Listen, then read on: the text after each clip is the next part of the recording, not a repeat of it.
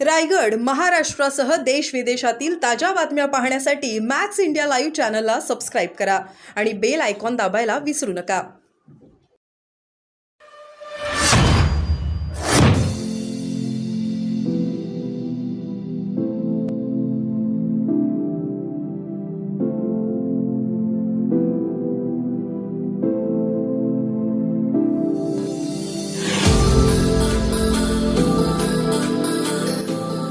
सत्कार घ्यायला लागले की काय होतं, लोक कंटाळून जातात आणि तुम्ही सगळे आमचा सत्कार बघायला नाही आलेला आहात.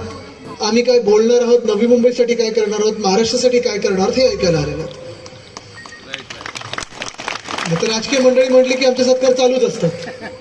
असं आत्ताच मगाशी आपण सांगत होतो की उद्धव साहेबांनी सांगितलेलं आहे की उमेदवारी ही विचारे साहेबांना देणं हे पक्क झालेलं आहे. मला वाटतं थोडं एक पाऊल पुढे पण मी जाऊन सांगू शकतो की नुसतं उमेदवारी नाही तर ह्या पूर्ण मतदारसंघाने ठरवलेलं विचारे साहेब की पुन्हा एकदा हॅट्रिक करायची आणि तुम्हाला दिल्लीला पाठवायचं म्हणजे पाठवायचंच. आता मी तिकीट जाहीर केलं असं सांगू नका, नाही तर माझ्या पक्षात प्रॉब्लेम होतील, माझं तिकीट धोक्यात येईल. पण आहे जसं विचारे साहेब लढत आहेत, पूर्ण आपली टीम त्यांच्या सोबत आहे, स्थानिक सगळे पदाधिकारी आहेत आणि मूळ म्हणजे मी पाहतो आहे ठाणे जिल्ह्यात पूर्णपणे या मतदारसंघात असेल, या जिल्ह्यात असेल, ज्या गद्दारांना जायचं होतं, जे डरपोक गद्दार होते, जे निर्लज्ज गद्दार होते, त्यांना जायचं होतं ते गेले. पण स्थानिक जनता ही पूर्णपणे उद्धव बाळासाहेब ठाकरे या व्यक्तीबरोबर आहेत. मागच्याच आठवड्यात आमचा ठाण्यातला दौरा झाला, तिथे देखील 4 चौकसभा झाल्या आणि 4ही चौकसभेच्या मधोमध काही काही ठिकाणी स्वागत होती, काही काही 1-2 ठिकाणी रोड शो झाले. आणि साधारणपणे रोड शो असला किंवा बाईक रॅली असली किंवा मोठं स्वागत असलं की माझी धाकधूक थोडी वाढायला लागते. कारण मी बोलतो, अरे गाडीत मी विचारे साहेबांना सांगत होतो, विचारे साहेब एवढी लोक जर इथे स्वागताला उभी आहेत तर मग लोक समोर किती ऐकायला असतील, कोणीच नसेल ऐकायला, हे सगळे इथे का उभे आहेत, तर नाही घाबरू नका, पुढे असतील लोक, बघू.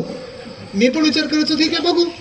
पुढे गेल्यानंतर ही स्वागत करणारी मंडळी ही मागेच राहायची, स्टेजच्या पुढे येऊच शकायची नाही, कारण एवढी गर्दी समोर होती, तुफान गर्दी होती. हे प्रेम, हे आशीर्वाद अजूनही ठाणे शिवसेनेसोबत आहे आणि ठाकरेंसोबत आहे, उद्धव बाळासाहेब ठाकरे ह्या व्यक्तीसोबत आहे, ह्याच कळलेलं आहे.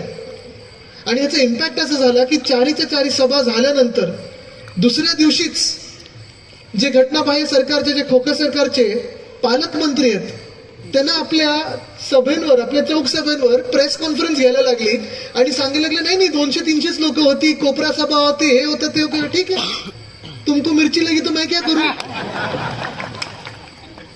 म्हणजे तुमचे बॉस मिरचीनी काय काय करतात ते जाऊ दे, वेगळं आहे, त्याच्याबरोबर त्याच्यात जायचं नाही मला. पण महत्वाची गोष्ट ही आहे की लोकांचा प्रतिसाद जो आहे संपूर्ण महाराष्ट्रात आम्ही पाहत आहोत. उद्धव साहेब देखील प्रत्येक लोकसभा मतदारसंघ असेल, विधानसभेपर्यंत प्रत्येक 6च्या 6 विधानसभा असतात जे लोकसभेमध्ये पूर्ण फिरण्याचा प्रयत्न करत आहेत. त्यांचे एका बाजूला दौरे सुरू आहेत, मी एका बाजूला फिरत आहे आणि सगळीकडेच वातावरण एकच आहे की केंद्र सरकार बदललं जाणार आणि देशात परिवर्तन होणार म्हणजे होणारच. देशभरात हे वातावरण आहे. माझ्याच वयाचे ते तेजस्वी यादव आहेत, त्यांच्या तुम्ही सभा बघा, जनविश्वास त्यांनी एक यात्रा सुरू केलेली आहे.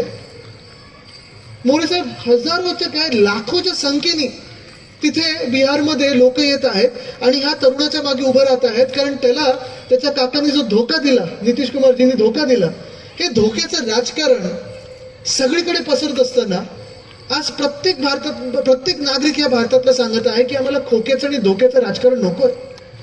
जनविश्वास त्याच्या यात्रेमध्ये एवढे तुफान लोक येत आहेत आणि त्यांना बोलायची संधीच मिळत नाही, कारण एवढी गर्दी होत आहे. हात हलवला की हजारो लोक हलत आहेत तिथे.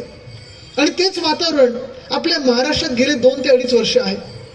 आपण ह्या गद्दारांना, ह्या खोके सरकारला एकही दिवस, एकही रात्र नीट झोपू दिलं नाहीये, कारण प्रत्येक दिवशी आपण यांचा भ्रष्ट कारभार जो आहे तो लोकांसमोर आणत आहे, त्यांना एक्सपोज करत चाललेलो आहे. आणि म्हणूनच महाराष्ट्राच्या प्रत्येक जिल्ह्यामध्ये आपली ताकद ही वाढत चाललेली आहे. आपल्यावरचं प्रेम असेल, आपल्याला लोक देणारे जे आशीर्वाद आहेत हे दुप्पट काय 10 पट वाढत चाललेलं आहे.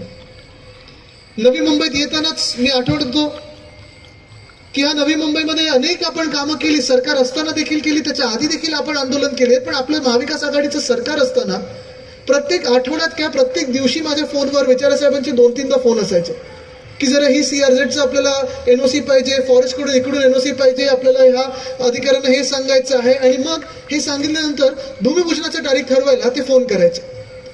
इकडचे तेव्हाचे जे मंत्री होते, पालकमंत्री, ते अडवाडवीचा प्रयत्न करायचेच की भूमिपूजन आत्ता कशाला, थोड्या दिवसांनी करूया, हे सगळं व्हायचं. पण अभिमान मला ह्या गोष्टीचा आहे की आपलं सरकार ह्या खोके धोकेवाल्यांनी पाडल्यानंतर देखील इकडची जी नवी मुंबईची मेट्रो होती, मला कानावर यायला लागले होते